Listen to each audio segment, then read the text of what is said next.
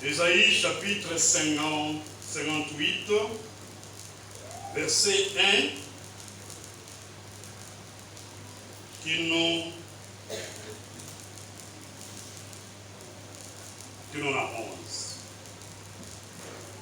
Ésaïe chapitre 58, verset 1, qui nous a 11. Puis le bibouillé.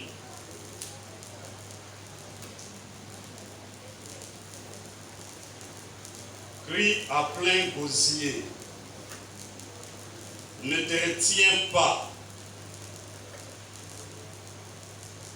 Élève ta voix comme une trompette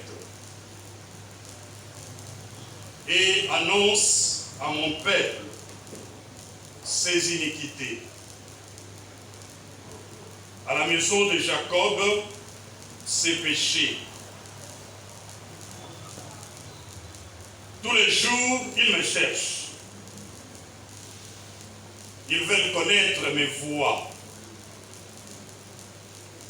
Comme une nation qui aurait pratiqué la justice et n'aurait pas abandonné la loi de son Dieu. Il me demande des arrêts de justice. Il désire l'approche de Dieu. Que nous sert de gêner si tu ne le vois pas, de mortifier notre âme si tu n'y as point égard. Voici les jours de votre gêne. Vous vous livrez à vos penchants et vous traitez durement tous vos mercenaires. Voici, vous gênez pour disputer et vous quereller, pour frapper méchamment du poing.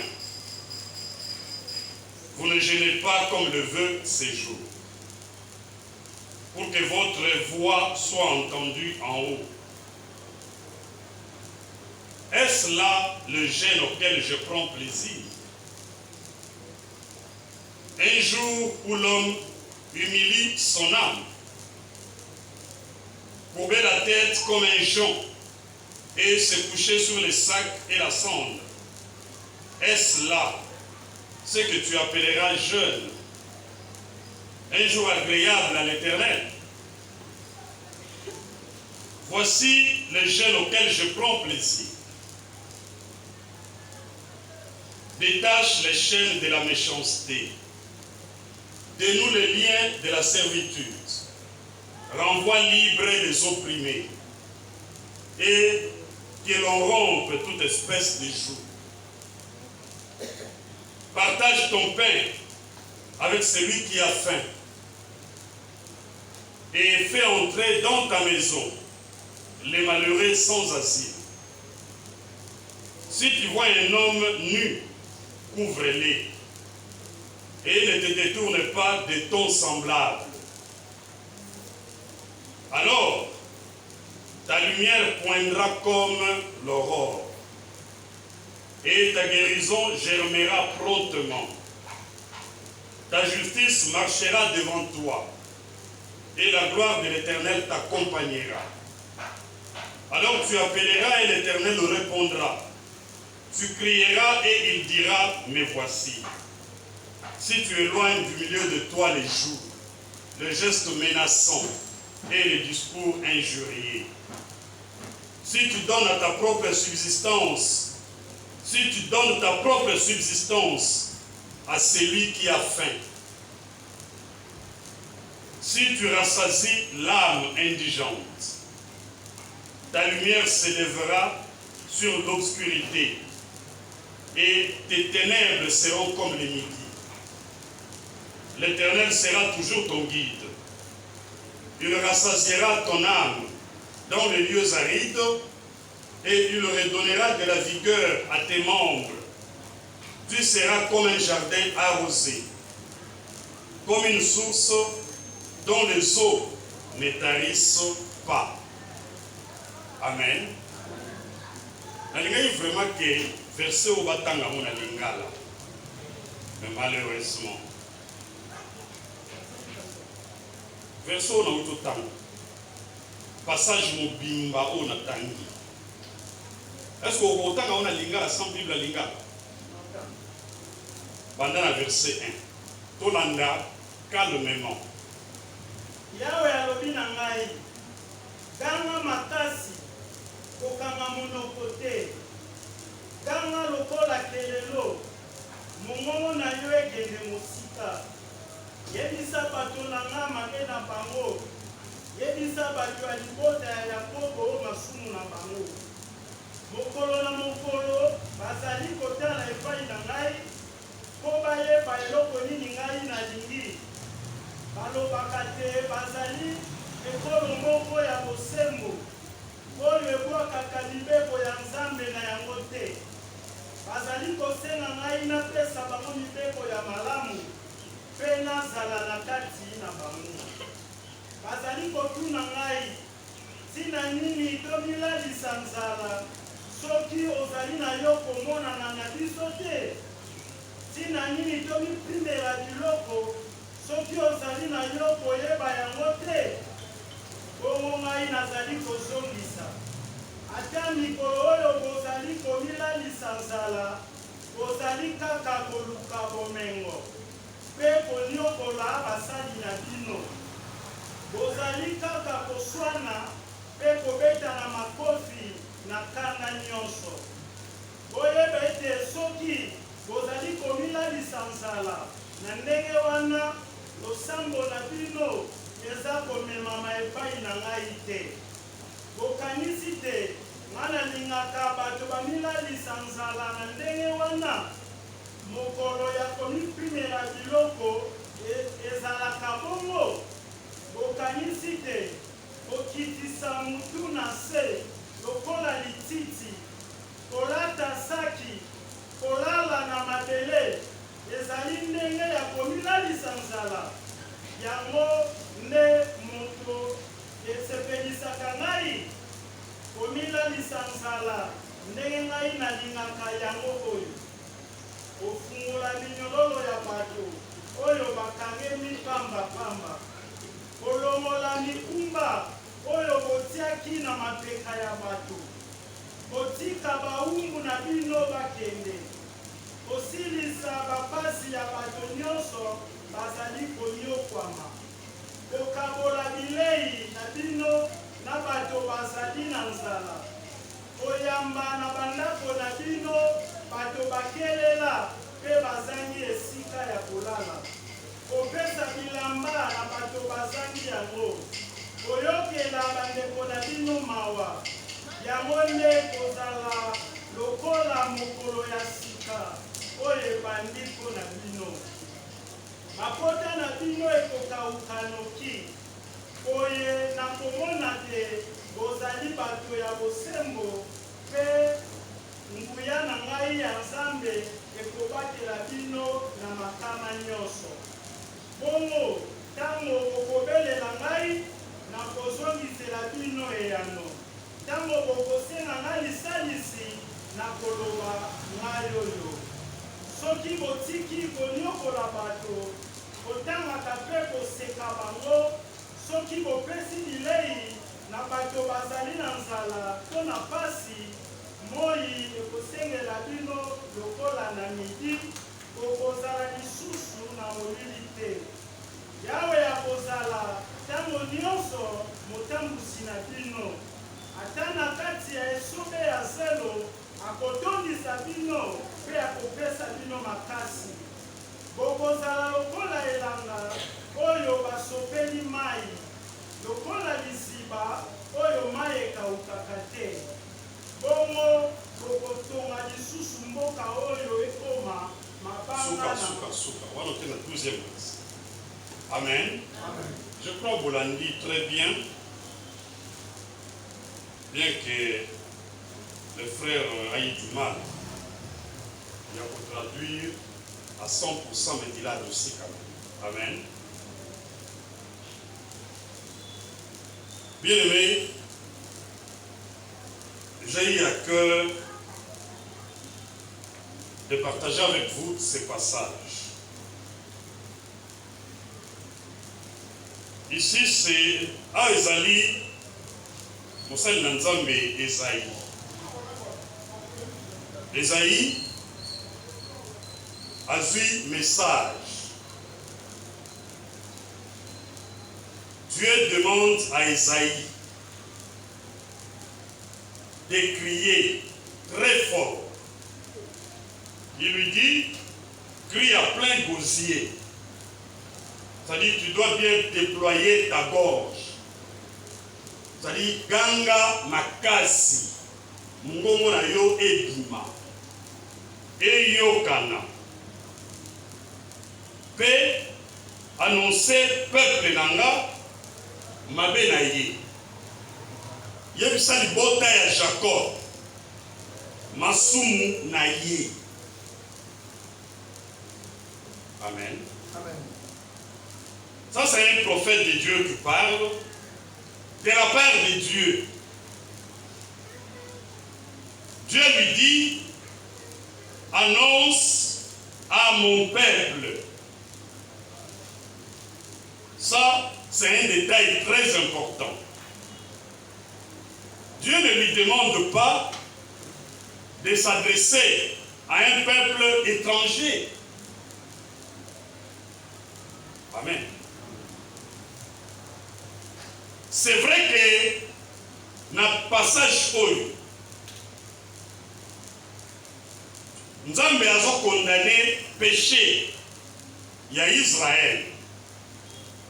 Mais au-delà du fait qu'il a condamné le péché il y a Israël, Nzambe a continué à benga Israël, peuple nanga.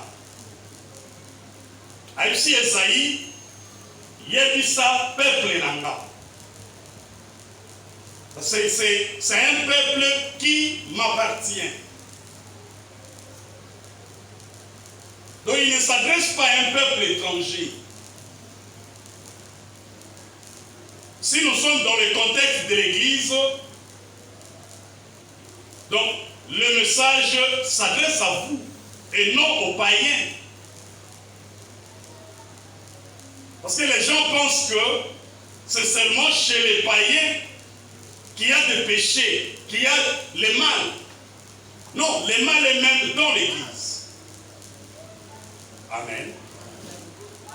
Bolanda Nzembo, Patrice Ngoyi Moussoko Aimbaka, que je suis venu dans l'Église. J'ai trouvé le monde dans l'Église. C'est-à-dire qu'il y a des choses qui se passent. Ok, ceux qui ont analysé bien, tu vas te demander, sommes-nous dans une église ou sommes-nous dans une ristourne ou dans une ONG où il y a de la rancœur, où il y a de la haine, où il y a des règlements de comptes, où les gens vivent chacun à sa manière, un monde sans principe, sans loi. Amen.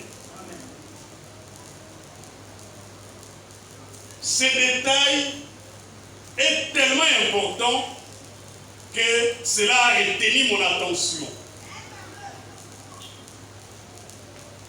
Ce peuple-là a péché. Ce peuple-là est dans l'iniquité. Mais il est mon peuple. Va vers lui, crie à plein gosier et annonce lui son péché. En quoi consiste ce péché? Dieu commence à s'expliquer. Là, il parle avec Esaïe. Il dit à Esaïe, tous les jours, ce peuple me cherche. Ils veulent connaître mes voies. Aïe Esaïe, mikolo nyonso, peuple yo, alukaka ngai. Koluka ngai, ça veut dire quoi? Ils étaient au côté de Syrie, omoni mutu te obaluki oye na maduda okoti na sumbi. Non, koluka awa c'est dans la prière, dans les efforts que la famille de Dieu ou le peuple de Dieu déploie pour être dans la présence du Seigneur. C'est ça le verbe chercher.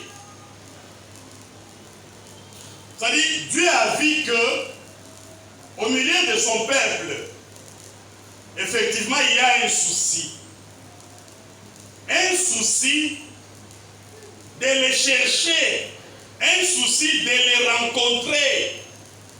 Ce peuple-là est en train de pleurer, est en train de prier, avec l'objectif de rencontrer Dieu. Et Dieu a vu ça. Il dit,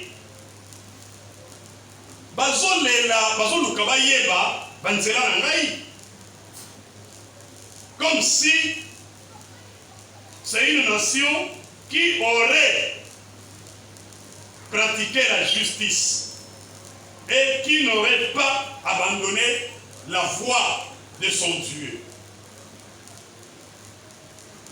A dit, façon bazo lukangai, c'est comme si baza peuple moko oyo basale la kasembo. C'est comme si baza peuple moko oyo nanu basundola te mobeko ya nzambe na bango. Qu'est-ce que Dieu veut dire? Dieu veut tout simplement dire que nenge baza wana basi basundola mobeko ya nzambe na bango. Nenge baza wana, c'est une nation qui ne pratique pas la justice. Mais cependant, bazo lukangai.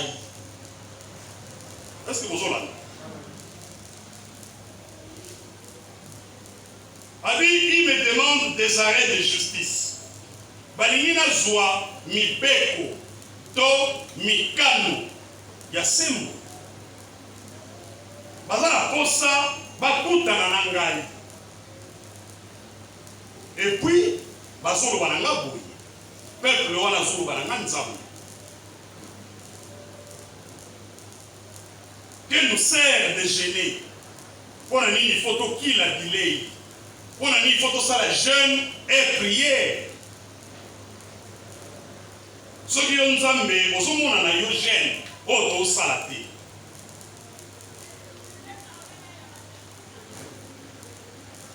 Tobo manzoto na biso, na molimo na biso. Alors que yo nzambe, ozotia biso kate. Boyoka français oyo. De mortifier notre âme si tu n'y as point égard. Na lingala. C'est-à-dire,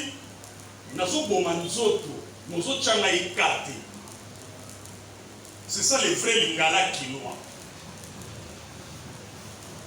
Donc, à quoi ça nous sert Tomi Nyokola, Tomi Bomanzoto, alors que Nzambe a occupé la Ibisoté, alors que Nzambe a occupé la Ibisoté. Ça, c'est le peuple qui dit à Dieu.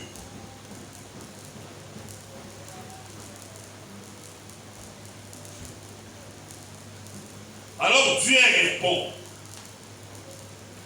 Oui, mais Malobo, ils ont reflété en réalité. En réalité, la vie de beaucoup de gens dans l'église. C'est-à-dire, il y a des gens qui n'ont plus le goût de prier. Il y a des gens qui se demandent à quoi un jeûne de prière va me servir. Je vais jeûner, pourquoi? Parce qu'il a gêné trop. Apparemment, Nzambe a son monde en gâté. N'a gêné mingi. Nzambango n'a son monde à payer. Nzambe azo bimelanga ite. Et donc au père na osenga Nzambe na zo zwa yango te. Pourquoi il faut continuer pour prier? Pourquoi il faut continuer à gêner? Parce que dans ce monde, comme si nous avons été.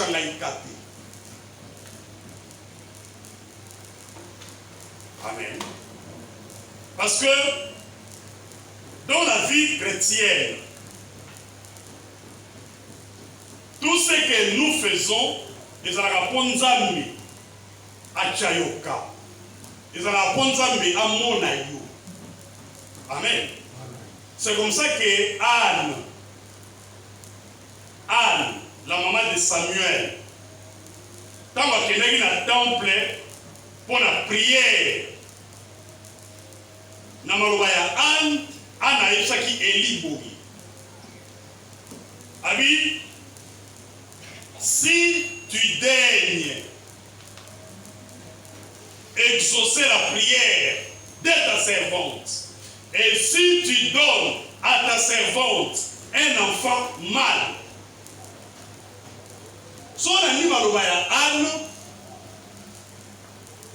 c'est une façon pour attirer attention. Il y a Élie pour attirer attention, il y a Nzambi. Parce que pour Anne, elle avait beaucoup prié. Mais ce jour-là, elle a voulu que sa prière soit exaucée. Nzambe a chaye ka. Mais ça est là au moment où quand nous multiplions des paroles, nous oublions que Dieu connaît tout le monde. Amen.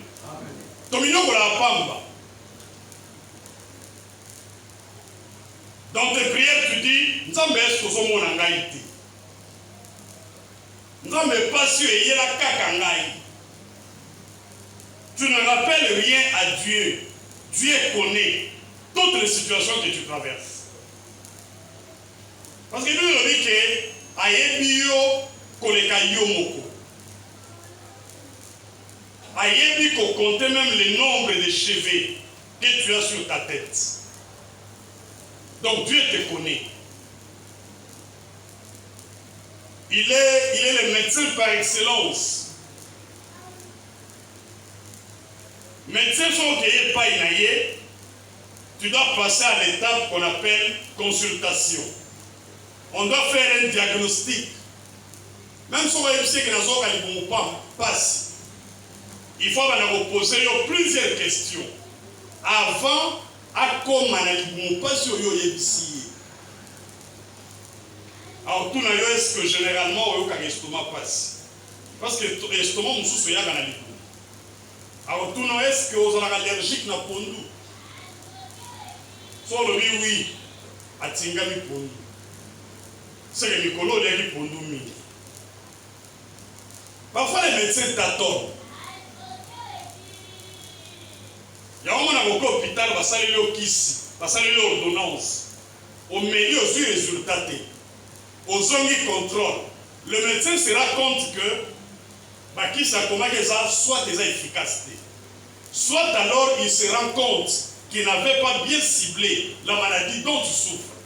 Mais il ne te dira pas qu'il n'avait pas bien ciblé ta maladie. Il ne te le dira pas. À vous distraire, il y a des termes médicaux dans Bango, et puis il te fait une deuxième ordonnance. Mais c'est le contraire avec Dieu. Dieu connaît parfaitement ton organisme. Même Néo Vandiola, il sait à quoi tu penses. Amen. Ça dit, Nzambe a chaque abus son cas. Tous les jours, Nzambe a chaque abus son cas. Sauf que il sait quand est-ce qu'il va agir. Sauf que nous les bloquons nous-mêmes. Il ne sait pas agir parce que nous les bloquons. Nous bloquons son action. Mais ne crois pas que Nzamba mona kaoti Nzamba chaka yokati. Amen. Maintenant Dieu répond à ce peuple qui se plaint. Tous sont gênés. Tous ont une réponse libre. Mais à quoi ça nous sert Tola la Kanzala, Togo Maranzoto, Togo Maramoli Monabiso, pour un Dieu qui ne nous voit même pas, pour un Dieu que nous ne voyons pas, pour un Dieu qui ne nous répond même pas. Dieu répond, voici les jours de votre gêne. Abi bo lela ke bozo sambela mingi bozo réponse te. Bozo lela bozo lukangai mais na omita c'est pas ina binote. Bozo mituna gêne ko servir bino na nini parce que vous gênez mingi bozo ko manzoto. Mais vous avez l'impression que je ne fais aucun cas de vous. Mais alors, quel est le genre de gêne que vous faites? Amen. Gêne ya ndenge nini osalaka. Tofongola misu bino sokotalaka. Vous donnez l'impression des gens balalaki na deuil moko, pratiquement 5 ou 6 personnes. Vous avez des visages fatigués, comme si vous venez d'une fête ou d'un deuil. C'est comme si dans l'église, tous en jeûne, sur le 3e ou 4e jour à jeûne.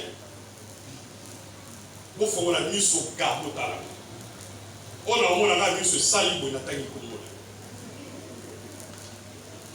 Amen. Vous devez être lié sur ma voix.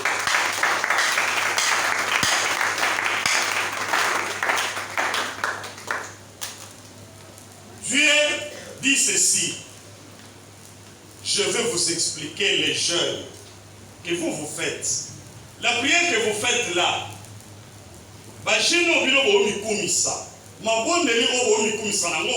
je vais vous expliquer ces jeûnes-là et ces prières-là. Dieu dit, vous vous livrez à vos penchants et vous traitez durement tous vos mercenaires. Amen.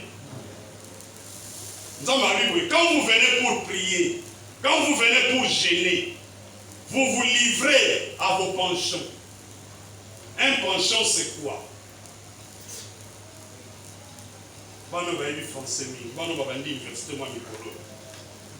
Un penchant, c'est quoi?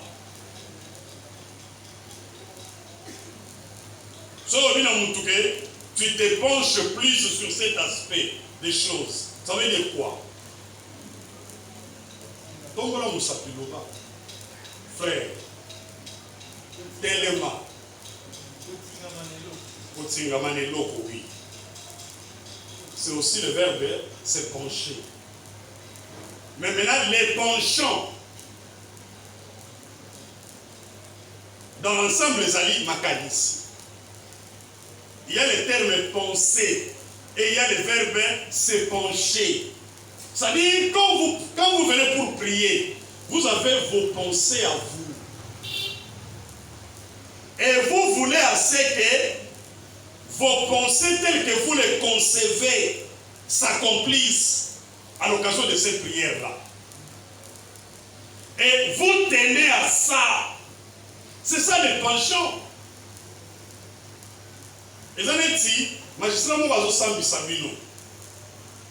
Ceux qui adversaires dans le lobby, au moins les magistrats sont des Samoutou. Ils sont dans le lobby, les magistrats sont des Kara.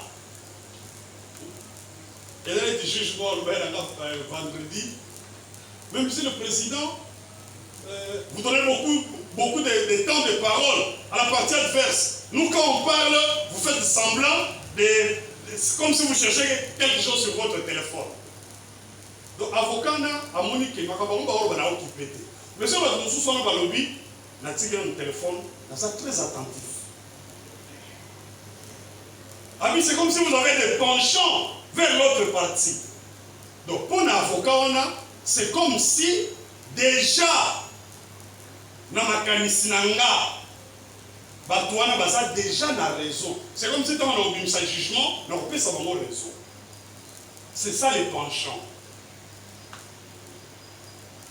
Le fait que Otingami Makanisimo Koboye, pour na yo yango neza bien.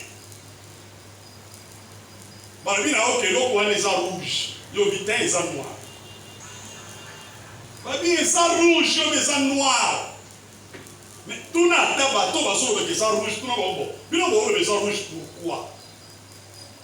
Bah, expliquez pourquoi on a rouge, là où toi tu vois les noirs. Donc, quand vous venez prier avec des penchants, sachez-les que vous perdez votre temps. Parce que la Bible dit, les pensées de l'homme. Les pensées, ça commence par les pensées de l'homme ou les pensées de Dieu. Les pensées de Dieu. Et ça va penser à Nzambé. Ok. Les pensées de Dieu ne sont pas vos pensées. Les voix de Dieu ne sont pas aussi vos voix. Et les voix de Dieu sont insondables. Quand vous avez un français, réfléchir. Les voix de Dieu sont insondables. Ça veut dire quoi? Pour que lui, il faut les canakifou pour réfléchir sur ce bon bataille. Pour raisonner que oh, lui, mais ça me donne un cinquième. Lui, mais dans la cinquième. Donc, on raisonnait que bon, lui, et ça me pense. Pour qui faut lui. C'est ça la spiritualité. C'est ça la spiritualité. Les voix de Dieu sont insondables. Toi, tu fais un mariage avec un critérium bien fixé d'un homme qui doit venir te prendre en mariage. Et Dieu te présente un frère. Un frère qui n'a aucun critère. N'a pas critère, frère Wanazati. Tu veux un frère qui a déjà quitté sa famille, qui loue même un petit studio. Tu veux un frère qui se débrouille, qui est capable déjà de se nourrir. En tant que célibataire, il est capable d'annuler sa carrière. Tu veux un frère qui a ne fût qu'un diplôme, même s'il est chômeur, mais au moins, vous avez un qui avec son diplôme atteint un jour, nous avons opéré ce moussala. C'est ça ton critérium. Hein? Mais Dieu te sort quelqu'un qui ne répond à aucun critère. Et toi, puisque tu as des penchants, voilà maintenant la vraie explication à penchant. Toi, tu as des penchants vers un critérium. Les frères arrivent, tu les regardes. Tu te renseignes sur sa vie, tu dis, ça ce n'est pas l'homme que moi j'ai demandé à Dieu. Il n'y a pas de volonté de Dieu dans les démarches de cet homme. Alors que pour Dieu, ce que tu vois là, c'est un premier regard. Comme dit Talouba, quand on a une photo. Hein? Quand on a une photo après, mon anga bien. Parce que après 5 ans, tu retournes à l'anga. Ça dit que les frères là, tous les critériums ont été et ça pas frère Wana. Mais la manière dont ces frères se présentent présentement, Misunayo et mon critère Wana. Oui, ceux qui ont un penchant, mais le bas n'a pas se mêler sur ma balle à terre. Ceux qui ont un penchant, mais le bas n'a pas se mêler sur ma 30 ans, 40 ans, dans ma parents. Barabassi Belé va bali parce qu'ils ont fait confiance à Dieu. Barabassi Belé va bali parce qu'ils ont cru aux hommes qui étaient venus leur proposer le mariage. Et ils ont laissé leur projet entre les mains de Dieu. Et puis, il y a un frère qui a déjà mon amour. Papa n'a pas dit que maman il était comment? Papa n'a pas il était comment? Papa n'a pas dit là où solo, abandaki ndengeni pour lelo au monaye. Papa oyo lulaka, oh papa n'a pas soso ça il est fier, on bête le tolo. Il était comment? Tant bien au bar maman n'a pas. Amen. Non, mais tu as donné le son. Bonsoir frère Raphaël Mou. Hein? Maman Nicole. Vous ne les connaissez pas. Maintenant, pour une famille là-bas, ce n'était pas une famille pauvre. Famille à Raphaël, Nambinza, c'était parmi les familles à moi bonne vie. Hein? Mais bonne vie, on est là, il y a tata là-bas, on a maman là-bas. Il y a bango balate. Yemoko Raphaël, quand on a bandi, à Silisi classe naïe, Raphaël au bureau, on a papa Raphaël. Ceux qui ont donné $100, à l'université $100 à Pessi. Vous voyez, les gars, ça va. Quand on a bandi, vie naïe à Silisi université. Est-ce que Abouba peut au dans la maman d'école a dit peut facilement mobile? Amen. Donc, il ne faut pas. Boya kanali bonde lina ba penchant. Il ne faut pas boya que pas ya nzambe na ba penchant. Parce que je disais, quand vous soyez pas ya nzambe, boya kana ba penchant.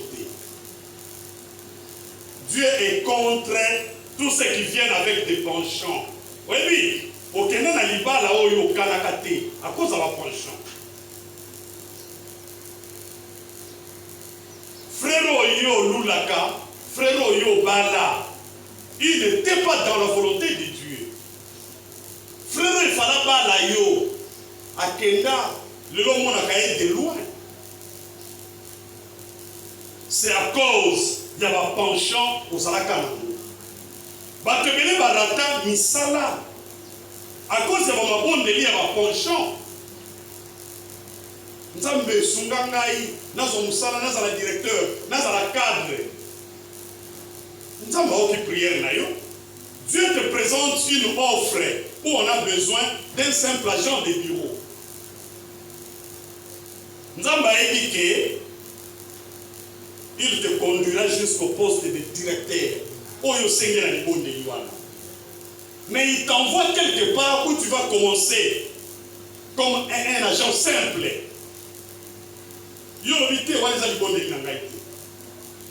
Ah, maman, qui t'a dit que on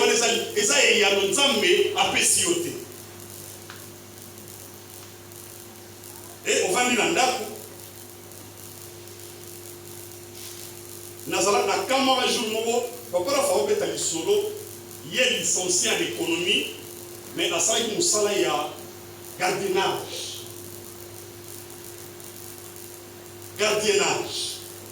mais c'est pas donné à n'importe quel Kinois, même moi à sa place nana diplôme nana licence en droit nana musala ki gardiennage oh na usalisana na lendo kimuluba.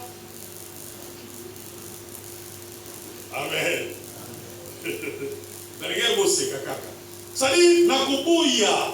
Je ne vois pas un Kinois qui peut facilement accepter. Papa la façon qui gardiennage. Et puis tu as un mot gardiennage pour un français pour soigner amour. Nalinga les asinzili. Dans un sentinelle. Ba continuation na banda kuna ba 16 heures. Yo tika lo lali. Et puis on lali na mpe touté. On lali na kiti. Tu n'as pas droit à Okanganisu. Tu dois veiller.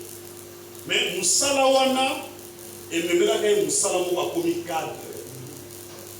Monika na ki gardiennage wana, quelqu'un a découvert que oh, si pour la femme de la Kabissoa, c'est un licencié en économie. C'était son départ.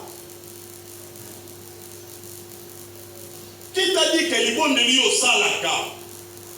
Et qu'il y a kaka na forme oyo aussi la kango. Bien aimé, peut-être que Dieu t'a déjà répondu, mais tu n'as pas saisi la réponse de Dieu. Parce que Dieu parle tantôt d'une manière, tantôt d'une autre. Tu as déjà loupé l'opportunité de Dieu. Tu as déjà loupé la réponse de Dieu au tika yango et les canards. Parce que toi, tu avais des penchants. Tu avais des penchants. Miba lebele au monawa. Ils ont passé au soudan batara kabango, ba regretaka frère na boya ga ipuna ni. Mais au bout, parce que tu avais des penchants, pour Erwana, il était inutile. Il était inutile, Nami Sobatou. Tu t'es gêné au présenter la famille Nabino. Aux autres là, ma poste ya papa Nabino. Aux autres là, ma noko Nabino. Aux autres là, ma grade ya yaya na yo. On dit, ah, il y a vraiment frère ou il y a une famille. Bien aimé, c'est la mobilité pour comparer par rapport à mon papa Nabino. C'est la mobilité pour comparer par rapport à titre académique de tata na yoto ya bandeko na yo.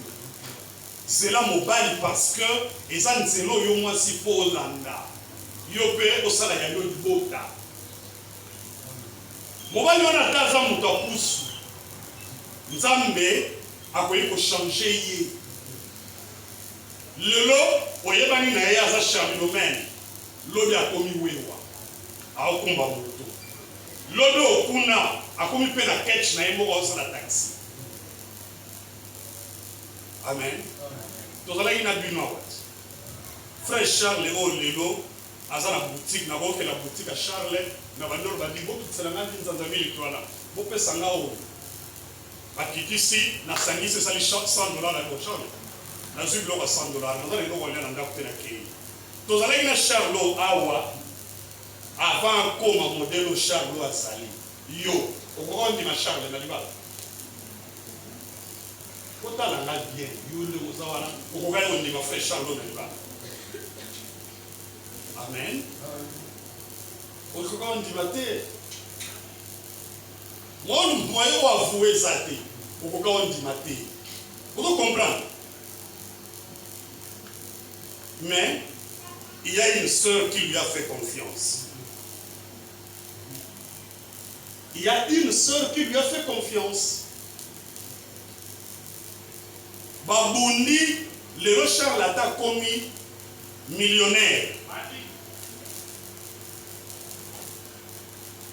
Soja sali, liboma ya baluba, o na komi na mwasi place boy na bali deuxième bureau. Nga monde na koya na eko excommunié. Amen. Donc, ceux qui servent Mireille azalaki na makanisi, oya biso bana basa Kinshasa oya biso ba kinoise. Alinga ndima Charles était. Nzambabi, quand vous gênez, vous avez vos penchants à vous. Et moi je n'ai rien à foutre avec vos penchants. Na ba makanisi na bino wana ngana zate. Allez, et puis, vous faites souffrir vos mercenaires.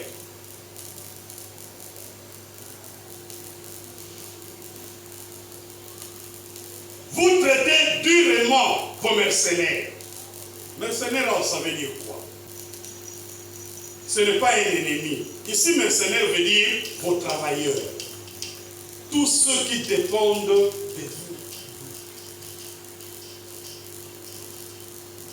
Amen. Est-ce que toi tu traites bien les gens qui travaillent avec toi? Est-ce que tu les traites bien? Même les ennemis na yo, comment tu traites tes ennemis? Il suffit que quand mon va se déclarer qu'il y a contre yo, c'est fini. Au Tchéye là-bas. C'est là-bas.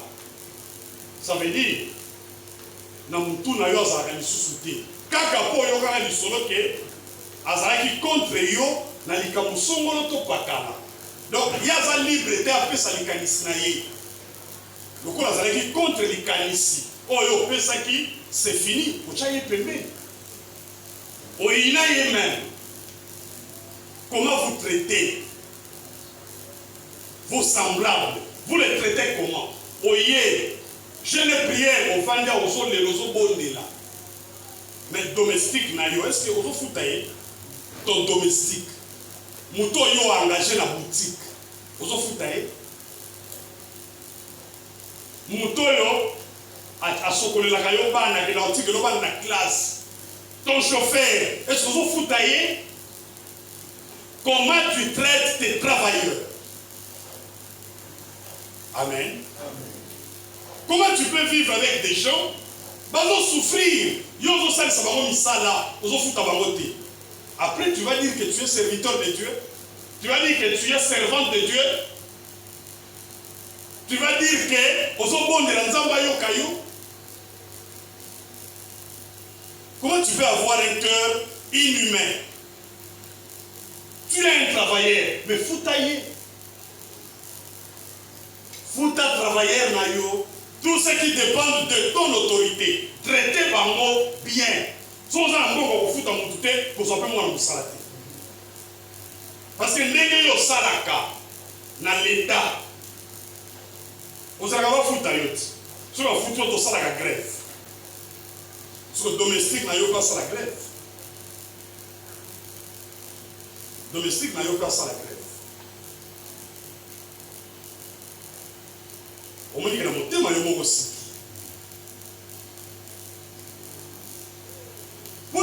Pourquoi tu es allé dans de tels exemples?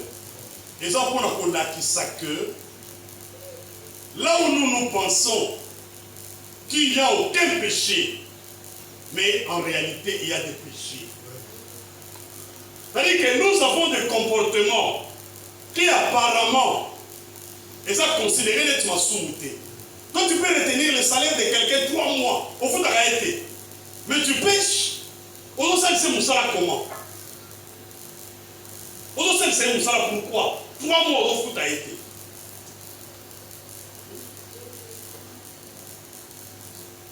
Yo sommes en normal, et puis on a Moussala Togang et lui aussi qui est lié. Foutaillé. Traitez par l'ennemi bien.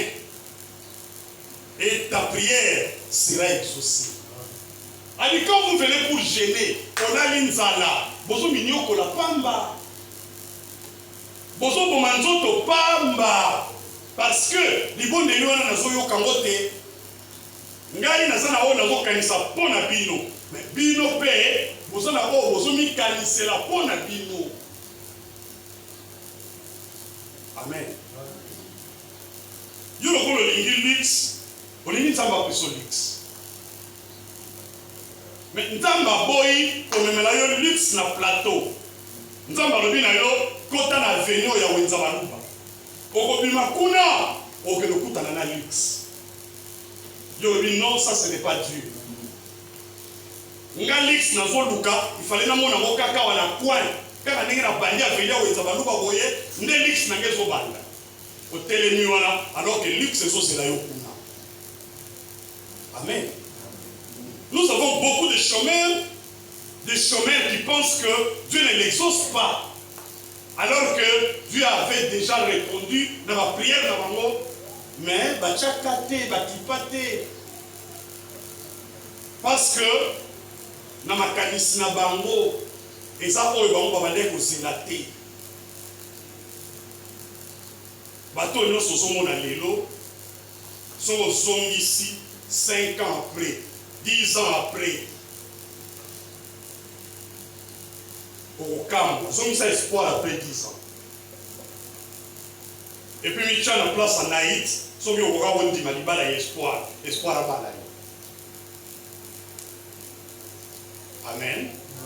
Ça doit vous interpeller. Ça doit vous interpeller. Oh, tout ce monde est là. Zambazo yokate. Tout ce monde est là. Bamabonde est là. Bazo sali sabiso. Ils ont fait sa résultat. Non, le résultat est là. Sauf que toi, tu as ton résultat à toi que tu attends. Et ce résultat-là, Nzamba est bien. Dieu a déjà prévu ces résultats pour toi. Sauf que Dieu te conduit vers ces résultats-là. Mais toi, tu ne veux pas te laisser conduire. Toi, tu veux qu'on t'amène les résultats sur un plateau. Bien aimé, l'ipamboli n'a pas été kokani na yote. L'ipamboli n'a pas été kokani na yote. Ceux qui n'ont pas kinga et pas un mobile as directeur. Pour l'ulinga, yo pour l'élé panzamba pesoka mobile ya directeur. yo nzamba otindelo mobali ya agent de bureau de première classe olobi nzamba oki libondeli na yo te nzoka nzambe ayoki ayebi ka agent de bureau de première classe wana après 5 ans il sera directeur na miracle ya nzambe oyo bakino balobaka na mystique a fourni.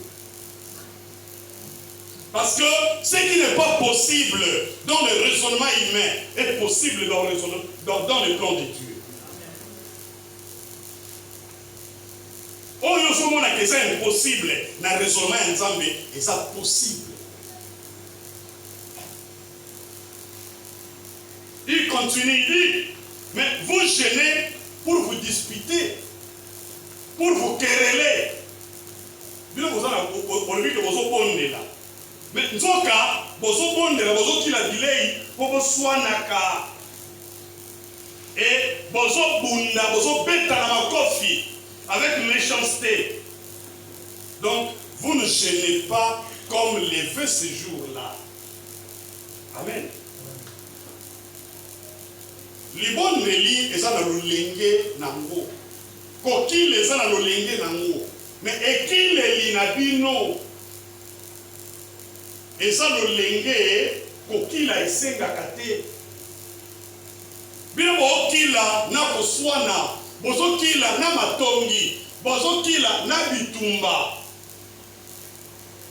nzamba bi mokolo ya kokila mokolo ya libondeli esengaka modele wana te esengaka makambo motindo wana te mokolo ya kokila makambo wana ezalaka te.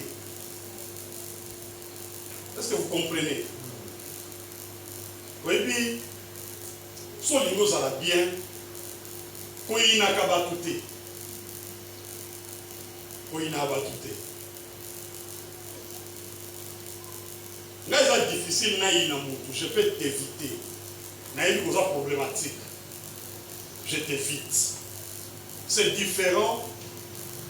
Nako inamutu. Et pas ensemble, tous observer même haine. Mutu yu alinga kaoyo te. Alinga ko sentir yete. Nzambe a même la responsabilité à minene te. Comment Dieu va te donner des grandes responsabilités? Parce que yo oyinaka batu facilement. Toi tu fais souffrir facilement les gens. Kaka na mo posto yo za na ngowana. On te paye $1000, $2000. Batu nyonso bazo dépendre na pouvoir na basala ka. Dieu ne va pas t'amener au sommet.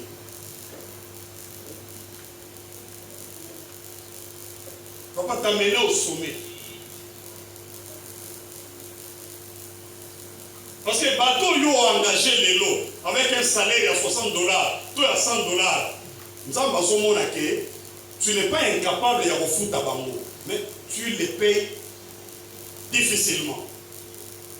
Nous avons fait ça au débat entreprise, il y a minene, il faut engager votre salaire à $500. Alors, on peut sauter pas éviquer, on va le faire ta bango. Yo tourne à Rambongo, tout ça, yo a le coffre en bongo grave. Va travailler dans la table à bénéfice, n'est-ce pas? Bon, il fait faire dans la banque. Et ça, il va foutre ta bango. Tu pêches. Au conseil, ça montre ça là, il fait l'été. Moutoki. Moi, je suis dans le chabou. Et quand on fait l'été, ça c'est la loi de Dieu. Moutoki est en fait l'été. Quand ça, ça montre ça là, il fait l'été. Tu pêches. Nathalie, dans affaires étrangères, dans Internet, le ministre Sika, aux affaires étrangères, le secrétaire général, le pasteur Kabo, comme secrétaire général, aux affaires étrangères. Nathalie, agent fait au salle. Agent. Nabeli Kabongo. Mon cher, est-ce que yo moni bilo mona moni na internet? Ah oui, yo moni na internet mais na vivre en boui. Na oui. Donc onyo ko la batuana te. Dieu t'a élevé, on ne va fêter. Donc ouais, ça là qui on va na onyo ko la bango. Yo ko la bango te. linga bango badroit ya batravailleur pesaka bango kolia mbongo ya agent te soki badroit na bango ezali baprime na bango eza liberaka abi ofili nga kutu kaka na poste nazalaki nango ya directeur abi soki baosepela c'est parce que bamona ndenge na travaillaki na bango en tant que directeur sikoyo comme secrétaire général bamoni ke nakobongisa lisusu parce que pouvoir ebakisami. Mais c'est ça. Si on dit que boutique Noana, Charles, si tu as des vendeurs, commence à bien les payer. Nous avons coupé sur toute une entreprise. Yo, on va noter qu'à l'issue, on va venir à comptoir, on va compter. Non, on va le vendre dans l'andap. On va venir à Bumbash. Dis, est-ce que dans le magasin, il y a Camalone? Recette libre pour salir les dos. Oui, Camalone. Non, non, il y a un autocoyer, bango, n'a pas moli en ça. Camalone, déjà, quartier, moi, dans le Bumbash, je vais tomber là-dessus. La quartier ambiance. On va nous baigner, on va dire là. On va ça un mois. Na bateau, on va dans la boutique, non, il y a mon arbre, on a cailloté. Pour comme un patron. So les Nzamba et les Féo, même domestiques, tu dois bien les traiter. Alors, vous venez gêner avec plein de péchés. Vous venez gêner avec des rancœurs. Vous venez gêner avec de la haine. Bozo inabatu, bozo tonga. Et plus grave encore, gêne les aliawa. Pendant la pause, on va même aller au vent, bozo tonga. Bazotonga. Oh, bon, on a quitté. Asa le sous nasé. Ah, yopé, on a quitté. Il faut s'en amuser sous tête. Asa le sous nasé.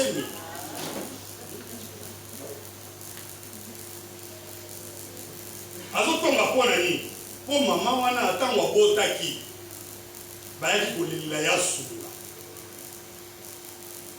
Abi mwana ne wana kutu to sali boye to kotisa ki bango mwa ye wana susu se mwana no akobisi ina nete bozo tonga ya sali asa na libala akota te bo lokola yaki ko lelela bino bo sunga ye do bino bo komi banzambe nana wa yusi bino ko komi banzambe ba pasi na ye kaka bino ne bo ba sunga ye boye bite si Dieu peut vous confondre. Nous avons pas mon mobile naïe. Vous surtout qu'il y a votre triplé et mon toit est la vie à sati. À sa maternité à Malonga, à Bimi pour que vous puissiez là pour monter là pour calmer. Puis nous tonga, vous calomniez les gens, même ici, même en plein culte comme ça, au moins on va pas venir ici. On va bateau va lula sima, bateau va lula sima, parce que va grand songuer. Bato alula sima balingaka te tali so bo poussier boye lo ba suka na niveau ba mama Sonia basa yeso ki boleki sika na niveau ba mama Sonia amoni bobo millier journée da mono dire le loi église te ye pour sentir ka église il faut prendre la place maman au dit Nazaré wana likamuke adieu ti mama Nicole au moins mama Nicole surtout dit ah non bana maté yo so mona te à mon ami à l'église. À l'église. Et des gens qui viennent devant la présence de Dieu avec de tels comportements.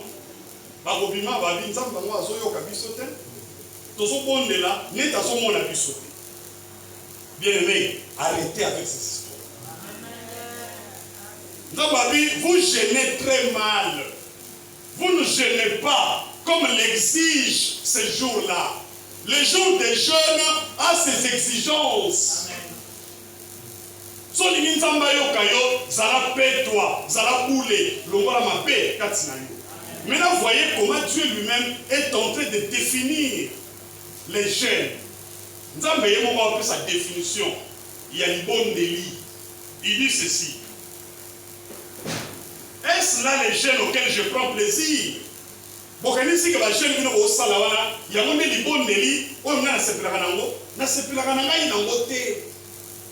ne prends pas plaisir à vos jeunes là. Voici les jeunes auxquels je prends plaisir. Abi, botala kokila onga inzambe na sepela kanango. Ya liboso, détache les chaînes de la méchanceté. Olandi, longola mignololo ya kimutema mabe. Enlève la méchanceté de ton cœur, de ta vie. Ne soyez pas méchants. Yo, vous êtes méchant pourquoi? Tu es très méchant. Ne vous avez essayé. Dans vos zones, va visiter au Koutawana. Va combien de son thème en Maramou. Vous avez bien, ceux qui vont dire qu'on va y aller. Yo, ceux qui vont dire qu'on va y aller au même simultané. Dimanche, na yo epebi. On a continué na chambre bengi camarade. Ma copine, boni bino. Ah, nga moi bien wa nga dit ah, mama na mukolo na kanisa yake na ko pema na nga. Na ba mela mobali na nga na kalingi na ke déjà makemba. Mais na yisu modèle batondeli nga na ndako. Bozo kama, ndi bilo bosa. Modèle batondeli yo na ndako. Tout ça c'est parce que petit frère moi et mon père Lazare on a dit à Kababoul mi.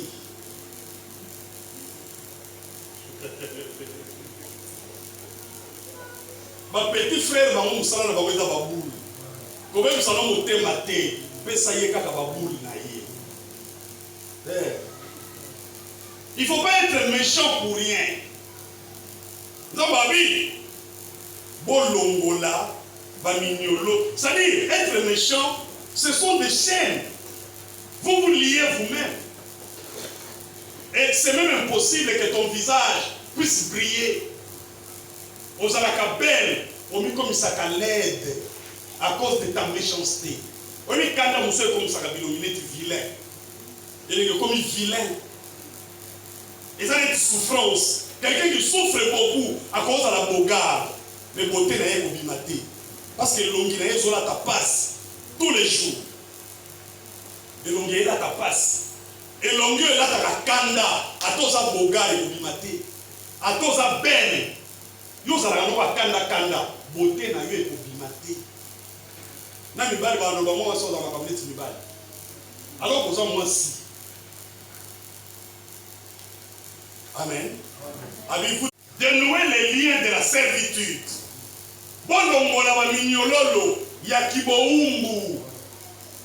Beaucoup sont encore sous la servitude du diable. Beaucoup sont encore sous la servitude de l'ennemi. Bima na boumbu na Satan. Tu viens prier, mais à côté, tu es conscient que tu sers le diable. Tu viens prier alors que tu as encore besoin d'une délivrance. Tu le sais très bien. Tu as encore besoin d'une délivrance. Parce qu'il y a des choses qui s'attachent à toi. Mais des choses que tu dois abandonner. Pour Dieu, tu es encore sous la servitude. C'est ça les vrais gènes. Oui, là. Mais si tu es encore amoureux des œuvres de Satan, si tu continues de servir le diable, si le péché est devenu une pratique normale dans ta vie, tu peux prier, tu peux jeûner comme tu veux, Dieu n'écoute pas tes prières. Parce que le dit, Amen. Et il faut rompre. Non, il dit, renvoie libre les opprimés. Baoumou nyonso. Personne n'a pas liberté na baoumou. Est-ce que toi tu as des esclaves? Tu as des opprimés, des gens que toi tu as soumis à la souffrance. Bato yo pamba. Est-ce qu'on peut rendre la liberté na baoumou? Au sein de la justice. Au sein de la bateau, alors que vous méritez pas comme un bon. Vous n'avez pour rien. Vous n'avez pour rien. Est-ce que les lots, vous voyez qu'on vote à Bolingo pour la banque? Est-ce que les lots, vous voyez qu'on libère mon thème à vous? Vous allez la prison, il y a mon thème à vous. C'est ça la vraie prière. C'est ça les vrais gènes.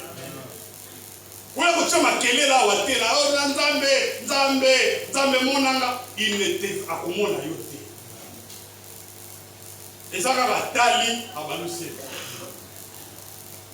Parce que au Tony, na mignololo, moté manuel à prison.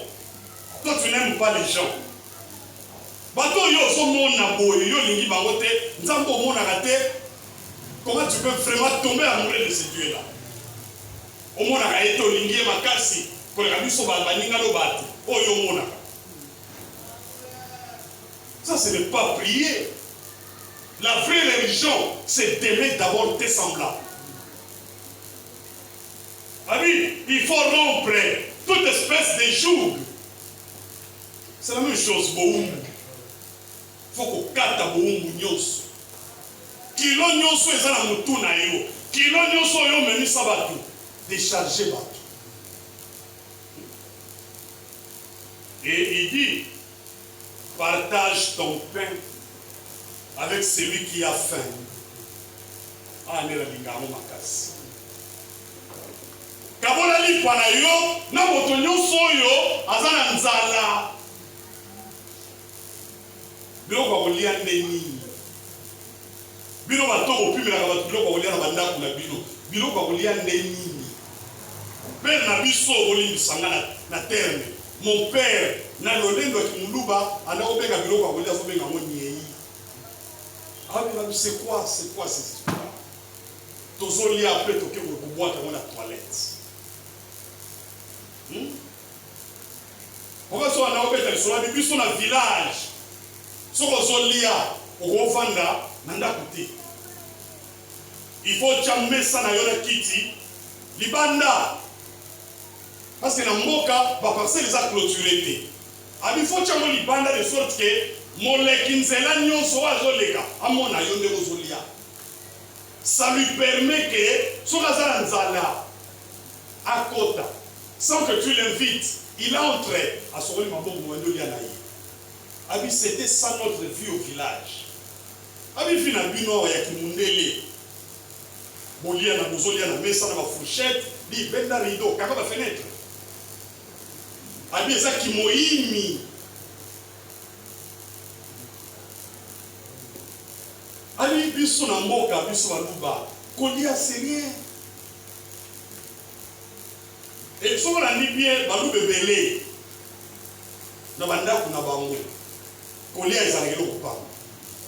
c'est vraiment difficile, hein? C'est difficile. Et ça, beaucoup.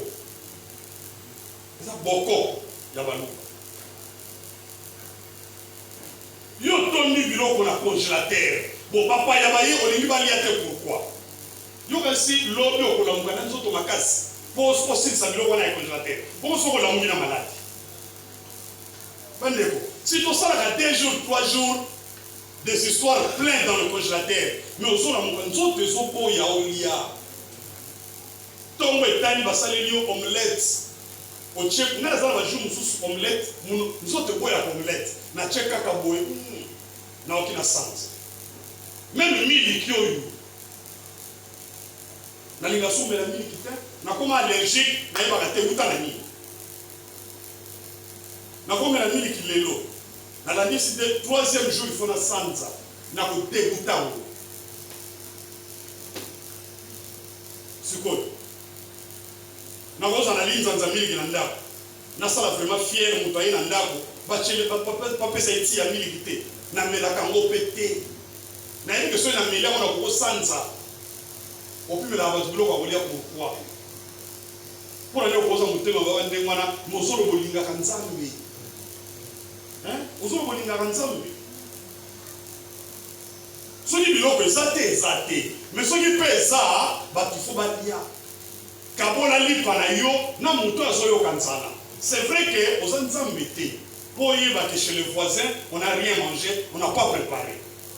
Mais tout celui qui se présente n'est pas naïo.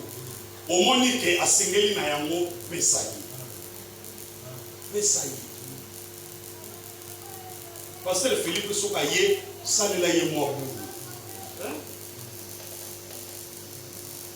que dans l'IA Camille, il était moi beau. Amen. Ça m'a bêté. Pesa, mon toit, ça n'a pas si. Pesa, il n'y pas. Ami, fais entrer dans ta maison le malheureux sans asile. Mon toit, ça m'a dit, mon toit passe. Quand ça y est, il y a un atali puta na yo. Ala la gana atana pavement. Au lieu à nous là na barabara. Yambayi ala la ndaku na yo.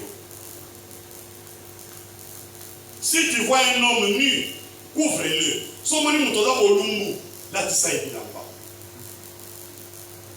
Yo tonda bilamba plein. Mais misuna yo et mon araba tout est. Tu sais que tu as des gens pour y occuper sa bilamba. Pour ça, on veut belé, on l'a travaillé sur ce côté. Mais il a travaillé de l'autre côté. Ne te détourne pas de ton semblable. Ami, Kolongola, a elongina yote na moto ya kokani na yo. Ça veut tout simplement dire, ne détourne pas ton attention de ton frère. Sois attentionné à ton semblable. Voyez ma passe à Moninga. Voyez ma likambo souci à Moninga. La Bible dit, alors la lumière poindra comme l'aurore. Ami Paul et koya et pas na yo neti moya tongo. Ndoko mona Paul na Nzambe. Et lobiko et koya na ndako na yo. Sembo et kotambola na yo. Pe ntembo na Nzambe et accompagner you. Ami, la gloire de Dieu t'accompagnera. Tu appelleras l'Éternel et l'Éternel répondra. Ami, vous voyez les jeunes que moi j'aime. Les jeunes auxquels je prends plaisir. Détachez-vous des chaînes de la méchanceté. Vous devez dénouer les chaînes de la servitude. Il ne faut pas garder les gens emprisonnés dans vos cœurs. Il ne faut pas détourner votre attention de votre prochain. Si quelqu'un a faim, donne-lui à manger. Si quelqu'un n'a rien à se vêtir, donne-lui les habits. Si quelqu'un n'a nulle part où mettre sa tête, invite-les dans ta maison. Allah ramanda kunayo. Ami, en ce moment-là, tu appelleras l'Éternel et il répondra. En ce moment-là, tu appelleras l'Éternel et il répondra. Et la gloire de Dieu t'accompagnera. La gloire de Dieu t'accompagnera. Voilà alors, Ami, il termine par dire, si tu donnes ta propre subsistance à celui qui a faim, si tu donnes ta propre subsistance, si tu donnes ta propre subsistance à celui qui a faim, espoir est allé au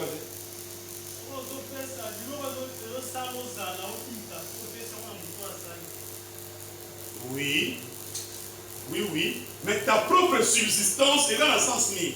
C'est-à-dire, Moukeo yotikali na mopo na lobiko na yo moko. C'est-à-dire, n'est pas le économie, ta réserve stratégique. Voilà. Donc nous rentrons dans l'histoire, il y avait Bassalepta. N'est pas le dimanche. Moi, on a une classe. Vous avez un $20. Il y a un moment où on a une classe. Après, Dieu va te bénir. Et puis, il a dit que nous avons pas nous sommes Amen. Ta propre subsistance, c'est-à-dire le paix avec lequel tu restais. Vous voyez que c'est seulement avec ça que je peux voir clair. Mais lui, donne ça à celui qui a faim. Donne-lui. Ce que donne ici, Molimo Yamoto, il n'y a pas si. Tu rassasies l'âme indigente. Ta lumière s'élèvera sur l'obscurité. Hein? Là où il y a l'obscurité, toi, ta lumière va s'élever. Même si tu vas faire une place, mon lit des arts, mais yo, tu seras éclairé. Ta lumière va s'élever. Et tes ténèbres seront comme les midis. Est-ce que vous voyez la phrase va bien? Tes ténèbres. Donc, yo, j'appelle pas mon lit na yo.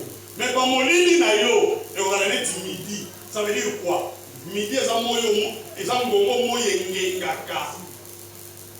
donc, mon lit na yo, et qu'on va na mot. Okubonga. Amen. C'est ça le vrai chef. Que Dieu bénisse sa parole.